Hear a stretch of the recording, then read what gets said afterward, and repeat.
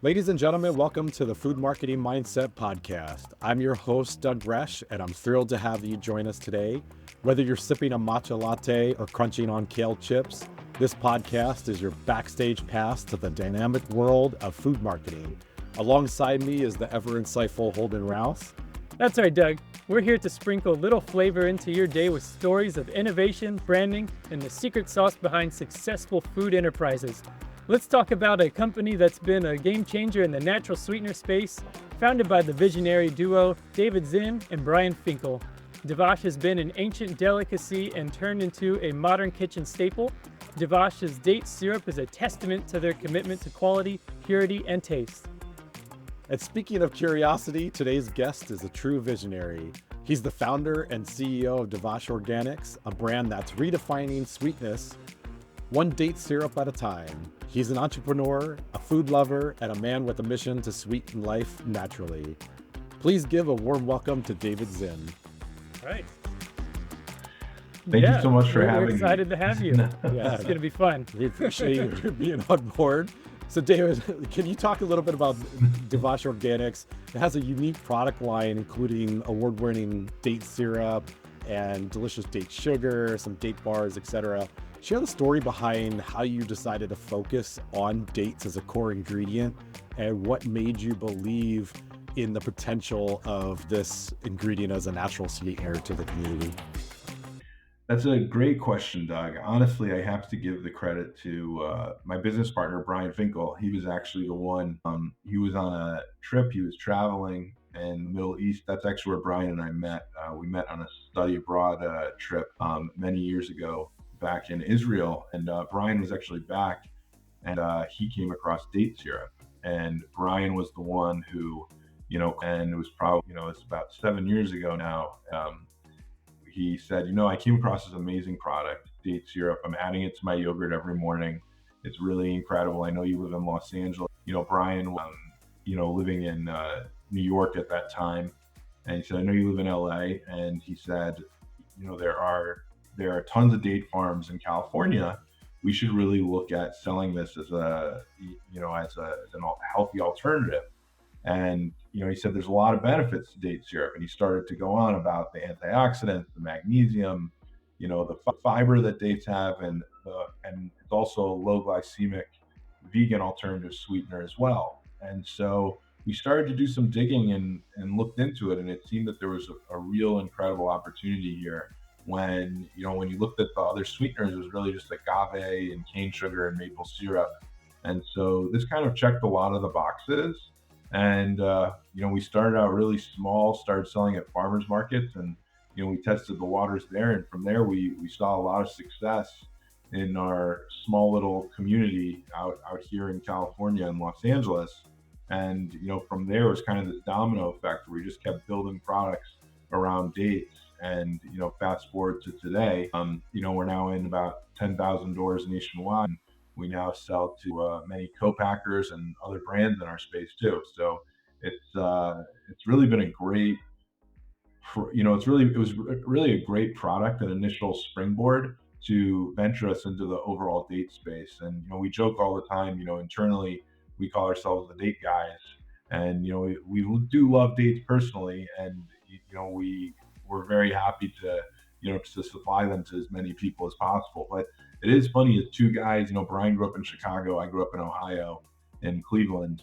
The dates are not a very well-known fruit over there. And so, it was definitely that epiphany moment when Brian, was the one who really introduced me to the syrup, because I had no clue it really existed until I tried it that day. And now, fast forward to today, it's pretty amazing. Dates are really having a moment in 2024. And it seems that, not only are they ubiquitous, but you can really apply that to anything. So it's been a really amazing That's sector awesome. That's to be really a part inspirational too. So from farmers markets to 10,000 stores, that's a great success story. And I think with being in 10,000 stores, sustainability has to be something that you're thinking about within the business model of Devash.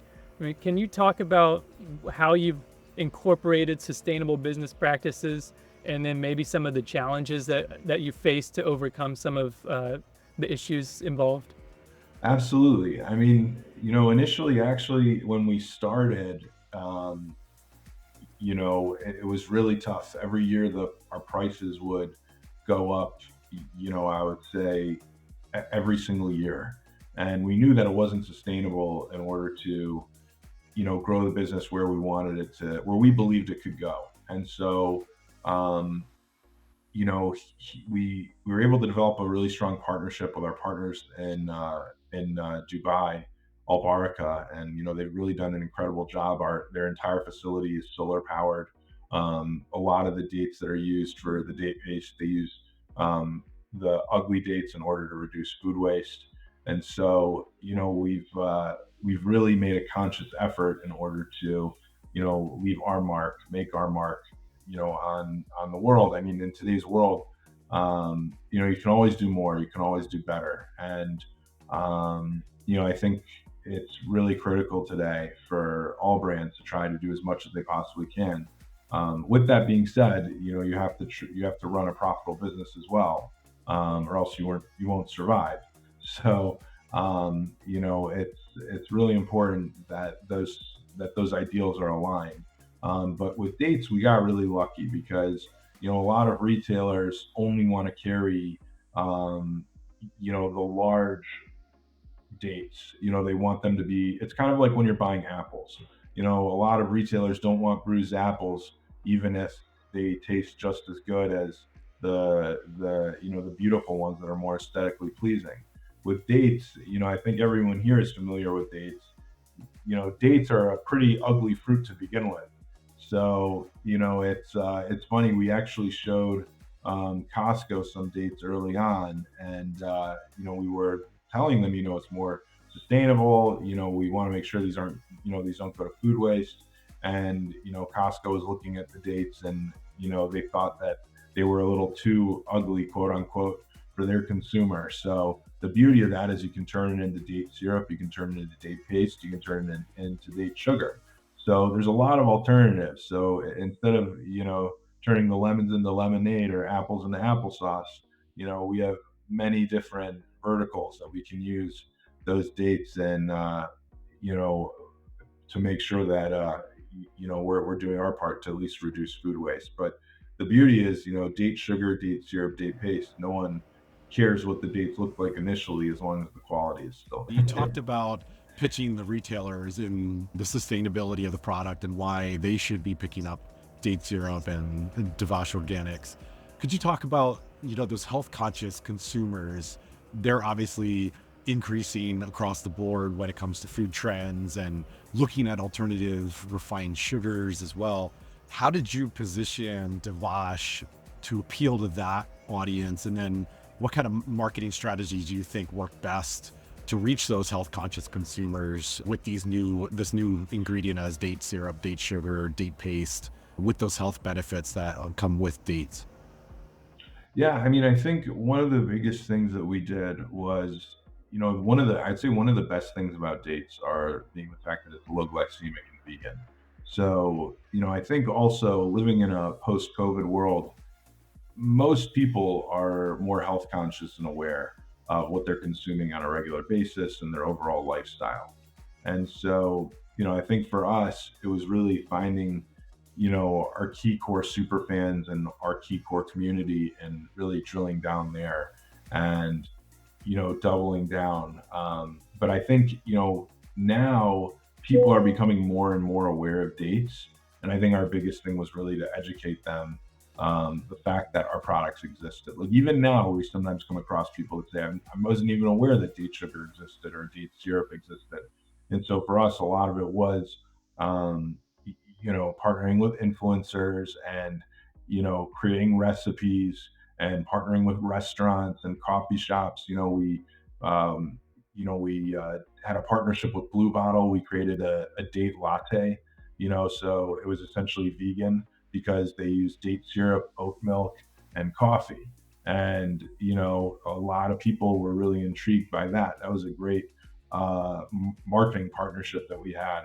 But I would say it's doing things like that that really help educate people and generate awareness. And then when they drill down, they really learn more and more about the benefits. But Same thing. We've done partnerships in the past with Juvenile Diabetes Research Foundation, from a low glycemic standpoint.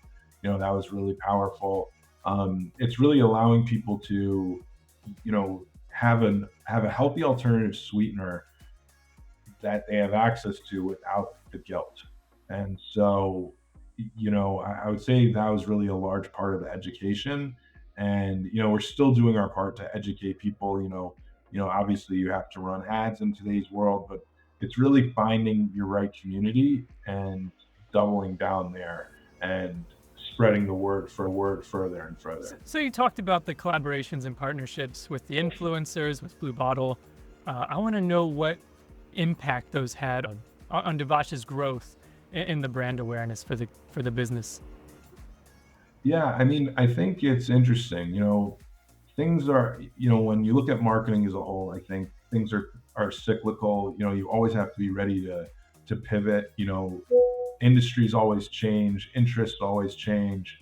Um, there's no right formula how to do something, again and again and again. There's no, consistent formula that leads you to success or that will lead you essentially to the destination that you're looking for.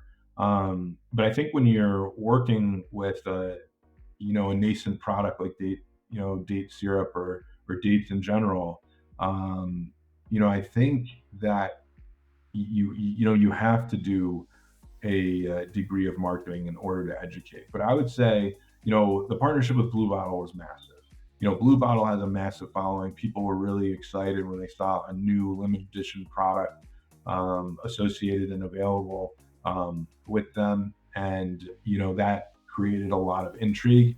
And, we definitely saw an increase in sales, especially online, when it came to date syrup, because I think a lot of people wanted to purchase the same date syrup that was being used in their Blue Bottle latte. We're also now in talks with a really large coffee company as well. They're interested in doing something similar, and I think it was because of the success that we had with Blue Bottle that led them to be interested in hopefully, joining us in a partnership as well. Same thing with the influencers. It's hard to measure, direct success unless you use a coupon code. And certain influencers we worked with were really successful. We saw incredible success. Other influencers that we thought were going to be really successful, we didn't see a lot of purchases and a lot of sales if that's how you're measuring success. So it's really tough. I mean, I think from a general awareness and educational standpoint, it's definitely beneficial and very important when you're launching any type of new product or when you're not selling, sliced bread, I would say, or eggs. Um, for us, we still have a lot of educational legwork to conduct. But it's still very, very necessary. And I would say it's still very important and relevant in order to grow the general awareness of the brand. So, I think you have to be very careful because it can become very costly and very expensive. Um, and, I think the biggest thing is once you do find your super fans within your community, those are the people you want to double down on because those are the people that are going to scream from the rooftops and that are going to be your biggest fan. And that's the thing. You have a lot of people out there that are so passionate about the brands that they love. And, I think that's really the beautiful thing that we've developed a lot of great partnerships with customers who, feel strongly about what we're doing. They feel strongly about our company and they love our products. And I'd say that's probably, the best area to spend your time is, finding the people from within and seeing how you can partner with them further to help you grow your business and brand. That's a good segue into something that popped into my head a little bit is I know when you first started many years ago, you and I had met in the date world, and so we talked a lot about the brand and date syrup, et cetera. And packaging design really is key into attracting consumer bases, right? So can you talk about the visual appealingness that you've brought onto store shelves and the insights that you've had? I know there was been a change. I think, if I remember correctly, your product was in glass bottles, right, in the beginning, and then moved into squeeze bottle plastic, right, more in line to, I guess, a honey bottle, if you will. Can you talk about that design process? What made you kind of move in that direction, and how do you continue to align with your brand identity and making sure that consumers love the packaging and bringing the right product to the table?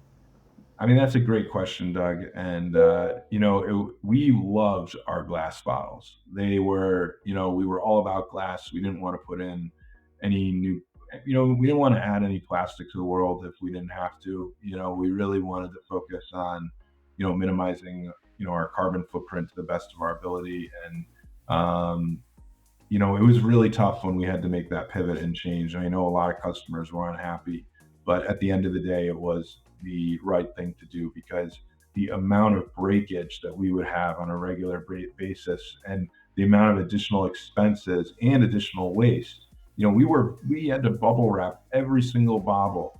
It got so bad where our 3PL, our fulfillment center, would have to bubble wrap every single bottle before we shipped it to Amazon. And even when we would ship it to Amazon, or our fulfillment center would ship it, to our customers who would purchase via Shopify through our website, we would still every week we would have a bottle break. I kid you not. And it seemed that it was just the right decision to make that pivot until there's an indestructible glass that's invented, because it was just creating way too many headaches, way too many problems, way too many unhappy customers. And at the end of the day, Brian and I kind of looked at ourselves and said, okay, we need to pivot to glass or pivot to plastic, because this just isn't sustainable. This is going to kill the company.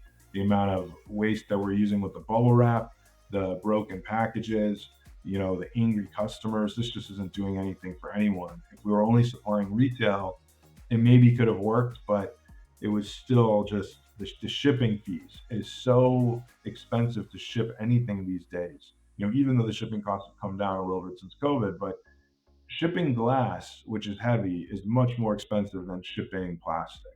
And as much as we hated to make that change, it was the right decision for the company. And we when we did make that change, we asked a lot of our key core customers, what designs they like the best. I think it goes back to the community, asking your community, what do they like? What do they prefer? A lot of people were very upset. They said, we don't want you to, we don't want you to stop using glass bottles. But, we basically said, look, it's inevitable. We have to, at the end of the day, if we want our business to survive. And so, I would say it was a rookie mistake. It was a nice idea, but a rookie mistake. And, that was an example of something, we probably should have changed earlier on, and we learned the hard way. But, we were able to navigate those murky waters, and, it all worked out for the best at the end of the day. But it was really, I would say a lot of it was, the communication that we have with our team, but also with our customers. And they helped us identify the best packaging and the most beautiful label. And it was really getting their opinions that led us to, led us in the direction that we ended up following. Not to mention that date syrup is sticky when it breaks in the packaging. I can't imagine there are many happy customers with sticky stuff. We had one customer. It was embarrassing. She ordered a bunch of bottles on Amazon. I think all the bottles broke, and she brought the package into her house, and it got on her brand new carpet. Oh, wow. And so we ended up paying for carpet cleaning. Even though it, if anything, Amazon should have paid for the carpet cleaning. But good luck.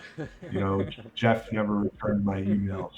But it's but yeah, it's that was the thing. Not only were we losing customers, but we were creating all these additional headaches for ourselves. And it was such a nice idea, but we lost that battle with Amazon. But yeah, that was one. That was kind of, I think, that was the straw that broke the camel's back. It was when that woman, when she notified us that her carpet was ruined because of her Devash order, and we were just beside ourselves. And we felt awful, and we did what was right.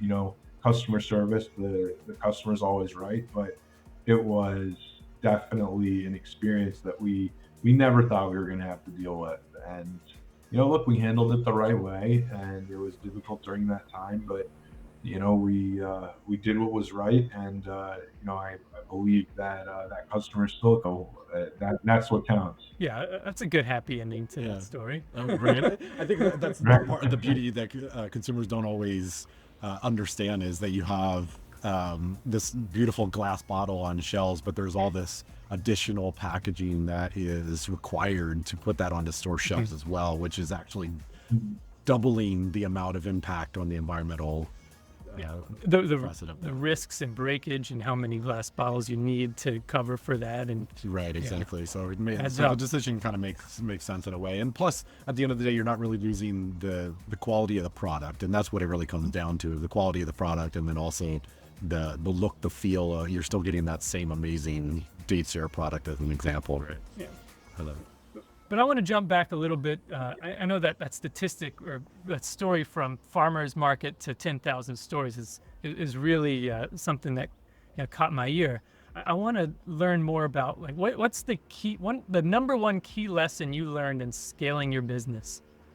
The number one key lesson, I'd say, look, you need to have the right partners and the right team. I think for us, essentially, because now we're a vertically integrated operation, we have great partners in Dubai, and they really help us develop, and they really help us develop all of our products. And so I think the critical thing today is you need to make sure you have a good team. You need to make sure you know you need to make sure you're organized. You need to make sure that you know you you don't. I wouldn't say that you don't take no for an answer, but that you don't allow no to be the final answer. The road to 10,000 doors, so many of these accounts that we're in today said no to us early on.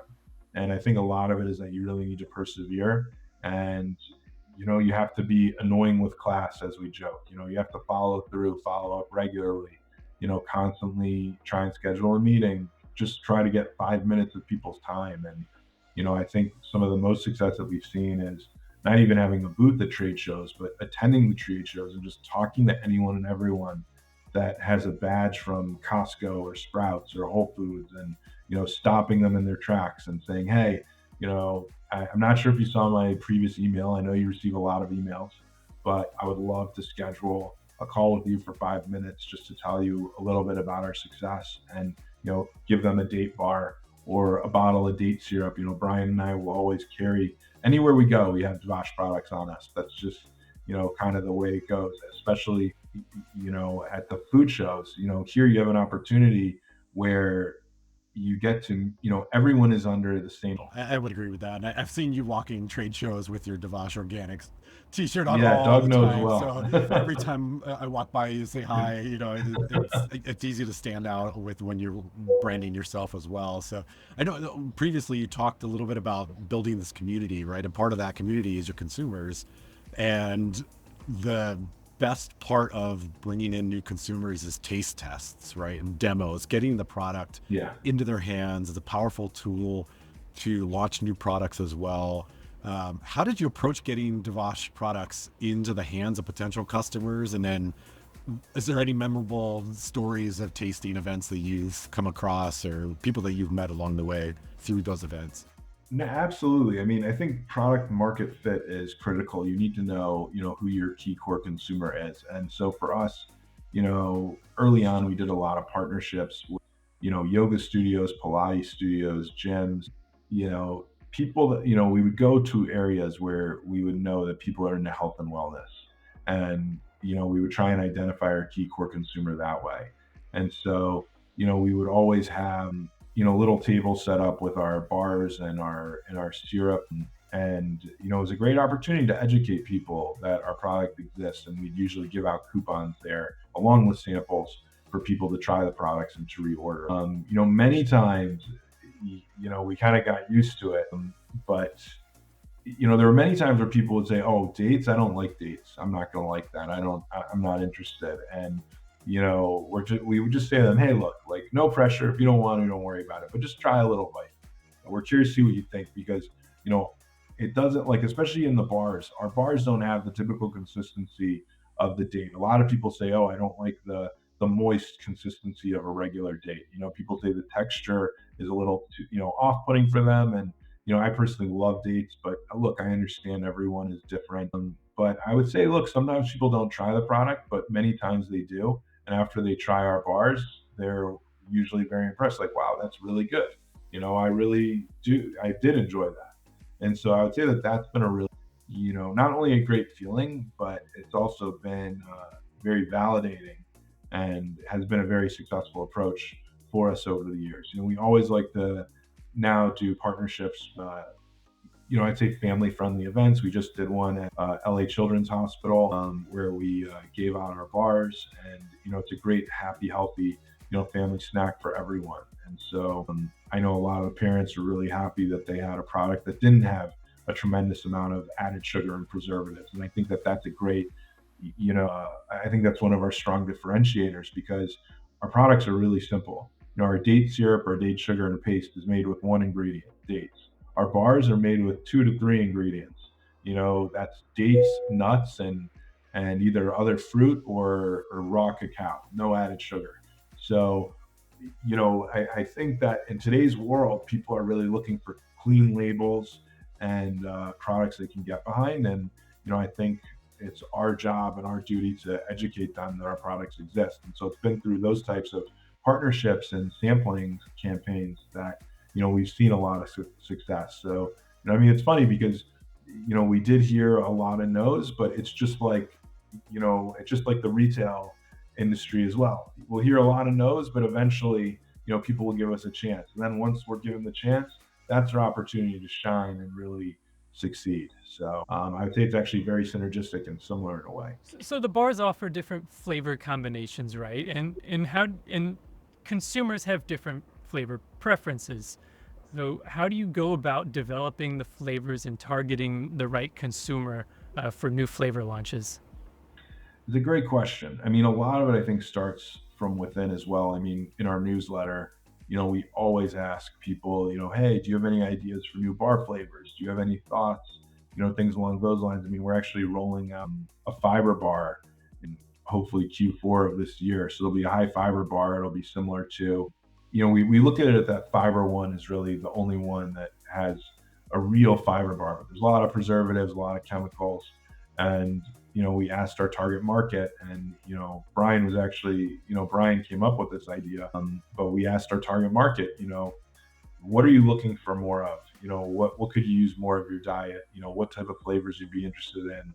And we actually spoke to many gastroenterologists as well, and they said that Americans do not consume enough fiber. They said it's one of the biggest issues, and this is a real opportunity for us to be at the forefront. If we're able to launch a natural, clean fiber bar, this could be a really great, healthy alternative that many of their patients, let alone many people in the US today, could benefit from. So, I think a lot of it is staying up to date with what's going on in the world, communicating with your community, and also, talking to buyers and seeing, where is there a lull in the market? Where do they see opportunity? Where could they see additional new products really succeeding? They know better than anyone. And so I think it's a combination of having those discussions that really led us to making the decisions when it came to flavors and SKUs and things along those lines. Also looking at I would say spins data and Nielsen data, you can see what flavors are selling the best. And you don't always want to reinvent the wheel. It's sometimes great when you have that information, and if you can take that SKU and make it better, hopefully you'll be really, really successful. But that's how a lot of people, have done it in life. So, I'd say it's really a combination of all of those things. That's pretty amazing. I think, we talked a little bit earlier in regards to let's go beyond profits a little bit. So you talked about social impact a little bit with the charity events, right? And then also some environmental impact with switching from glass to plastic, and, there's measurements beyond bottom line, right? And one of the aspects is educating your consumer, building the health benefits, and then you talked about the website features of your recipes, and then also this idea of food culture, right? Is in the U.S. a lot of people aren't aware of dates and the health benefits, and they don't eat it on a daily basis. So you have a lot of components that need to lead to content that enhances your brand, right? And how do you bring that all together, you think, from a concise message? And what do you think has been your best way of playing with your marketing matrix, I guess, in a way of leveraging everything that you have at your exposure? I think, the best thing that we've done is, I think it really comes down to partnering with the right people. I think you as a brand, you can say everything you want, but people know that you're going to have certain opinions because it's your brand. So I think you really need to find, I would say affiliate marketing and micro influencer marketing has really been probably the strongest forms of marketing as a whole. And, I think people listen to people like that more regularly than they do even a super influencer or a brand, because here you have regular people that are actually, talking about your products. And that's who people traditionally listen to. It's people they trust, they're, people within their circle. And so, even if it's affiliate marketing or even if it is some type of ad-based marketing with micro influencers, people do, I think a lot of times people believe that it's a little more authentic when it comes from them than when it's coming from, a massive influencer. And so, I think in today's world, things are constantly changing. I'd say one of the, best areas of marketing today is, through Instacart, because you have consumers, and that's something that's disrupting the industry. A lot of people today don't even go to the supermarkets anymore. People just order everything online. And so you don't have the same ability to educate consumers about your product or that you exist the way they used to. I mean, Sampos and demoing are great, but still if foot traffic is falling at grocery stores because now, you have more people placing an order and the person going to pick up the product is only looking for the items they're told to get. It's no longer, oh, I'm going to, if you have somebody from Instacart who's sampling my product, there's zero chance they're going to buy it because they're there for work. They're purchasing goods on behalf of somebody else. Now, hopefully they'll buy it when they come back to the store and when they buy their products for themselves. But, it's definitely an ever changing world. And so, you definitely have to get creative today. And, I think you have to figure out where your key core consumer is going for their news, for their fun. And I think it's finding locations, events, and opportunities like that that are critical to education, because the standard way of running promotions through retail just doesn't do it anymore. And same thing though, the industry as a whole, when it comes to influencer marketing and ad spend, it's very saturated today. I mean, look at when we got started. Now you have so many date companies. Now we live in a global world too. So there are, you have companies overseas that have products on Amazon. Now you can sell product from anywhere today. So, I think a big part of it is really, finding your super fans early, doubling down on them, and hoping and hoping that they'll help you communicate your message to the best of their ability, because they're the people that are going to be able to help you grow your business and educate people that you exist. But with that being said, you always have to go the extra mile. And I think it's pretty amazing. Like, you'd be surprised how many people care.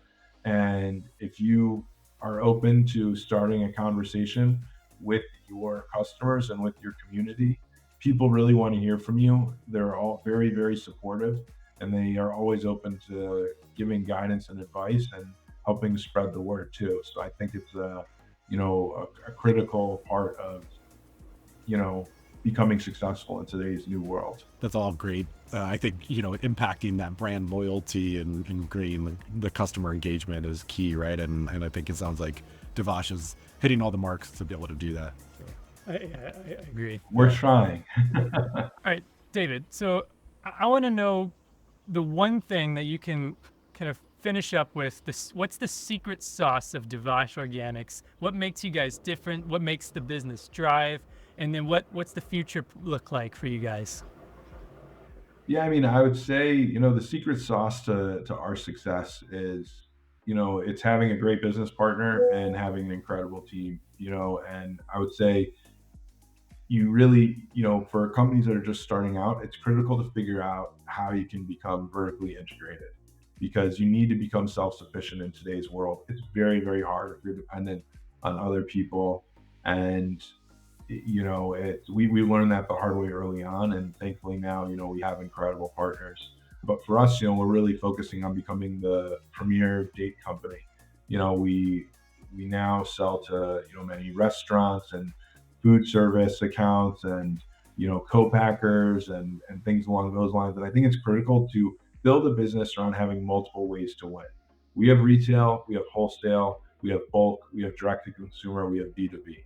We have many different areas or revenue generating arms of the company, and we're taking the same product but we're selling it different ways. And I think that's a critical thing that every company should try and do, because in today's world, it's very difficult to raise money. It's becoming harder and harder.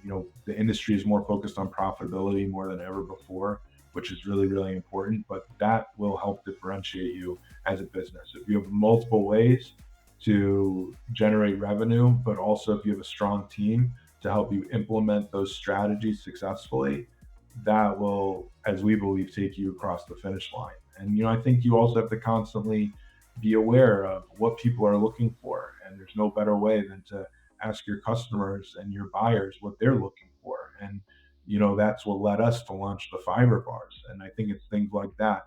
It's critical to launch products that are on trend, that are not going to be a fad. And for us, we look at it that fiber is here to stay, dates are here to stay, and when you combine the two of those together, hopefully you'll be really successful. So time will tell at the end of the day, but I think that's really the secret sauce to success.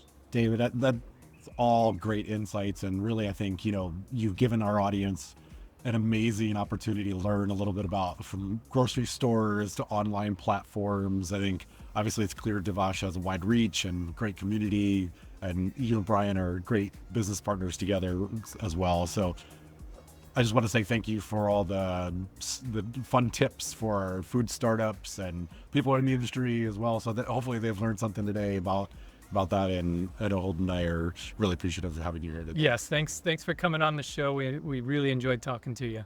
Thank you guys for having me. I really appreciate it. We'll see you at the next show. Sounds good.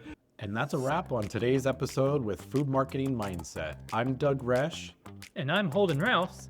And a big thank you to the visionary food marketer who shared their secret sauce with us, David Czinn. Remember, the world of food marketing is everywhere. It's powerful and it's effective. Don't forget to subscribe, leave us a review, and share this podcast with fellow innovators. For more delicious content, follow us on our social channels and visit our website. Stay tuned for another serving of Food Marketing Mindset, where your appetite for growth meets the taste of triumph. Stay seasoned, stay inspired until we meet again on the next episode of Food Marketing Mindset.